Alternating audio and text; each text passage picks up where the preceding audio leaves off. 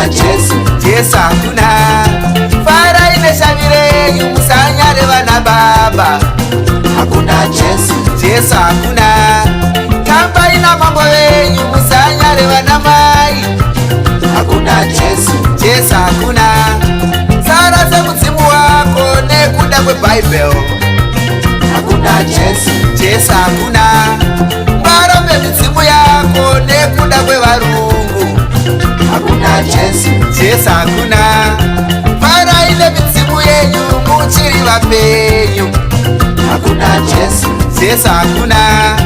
Tambai nemidzimu yenyu muchiri kurarama, hakuna Jesu, Jesu hakuna. Zvakanaka takunoreteka mabhazi vachamhembe maudhanyemba munharaunda yenyika yeZimbabwe, nyika yamwene mutapa matima neepasi chigare.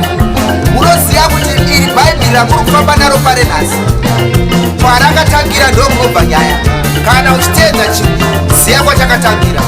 Pasi chigare chatiri kuteedza ichi, nyika dzevatema, vanhu vatema vakararama kwemakore 300 ezviuru vachirarama pasi. Ndokwakatangira makwara apasi. Aya madhuna amakuteedza Bhaibheri ravakanyora vakaenda munyika yeKemeti kuvatema yavava kuti Ijipita parenhasi. MuKemeti vakaona kwakashongedzwa kuine pfuma, kwakavakwa mizumba mikuru yemabwe, kwakanyorwa magwalagwala. Ndokwavakatora zita ravava kuti Jesu Kristu. Mondoro yainzi Heru ndozita rake, mwana waOsa, mwana waAseti, ndivo vakatora zita rake vakamutumidza kuti Jesu. Saka mungabatwa kumeso here nechivanhu chekwenyu, Kemeti inyika yevatema. Nhasi uno mucharwawo mopakatira utadza ine miseve dzenyu netsvimbo dzenyu, monamata midzimu yenyu yapasi, morega kuramba makabatwa uso, mofa muchidatira Jesu anodonha kubva mudenga. Imi muchiziva kuti chaminuka akanga achiraramana nehanhu.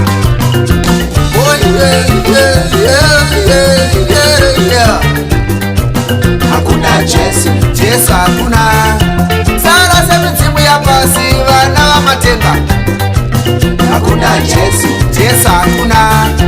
Chaminukai mhondoro yakararama iwe, hakuna Jesu, Jesu hakuna. Nyatsimbai mhondoro yakararama iwe, hakuna Jesu, Jesu hakuna. Kana kutoti Heru murumai veko iwe, hakuna Jesu, Jesu hakuna. Kana kutoti Aseti ndimai vaivekwavo, hakuna Jesu, Jesu hakuna. Nehandai mhondoro pasi rino mamboe, hakuna Jesu, Jesu hakuna. Zvakanaka kunharaunda yekuchikaidza vakwara sekutaurai kwandaita kuti mhondoro dzemuKemeti nemhondoro dzekuKushi kwamambi Sudhani nhasi ndo makuru uswa aichikaidzwa mapipi apasi. Mhondoro dzakapiwa mazita adzo nevarombi vairomba pfuma vaona kushongedzwa kwemavakiro aita munhu kutema sepasi rakabva kare kare richivakwa nevanhu vatema. Vanhu nhasi vari kuparara, kurwara marindaza, dzara, nekuda kwekuti mhondoro hakuna. Vari kudzinamata nekudzeuka vashoma shoma vasara vari kutedza makwara apasi. Ivo masvikiro acho kurerutswa kare, ozoenda kune vanhu vari kufamba negwara raJesu kuzara nyika yese kuti tatu muchinamata chimufananidzo chakauya nevarungu. Ndati ndikurayei kuti nguva yakwana yekudzokera kuna chaminuka nehanda kaguriri.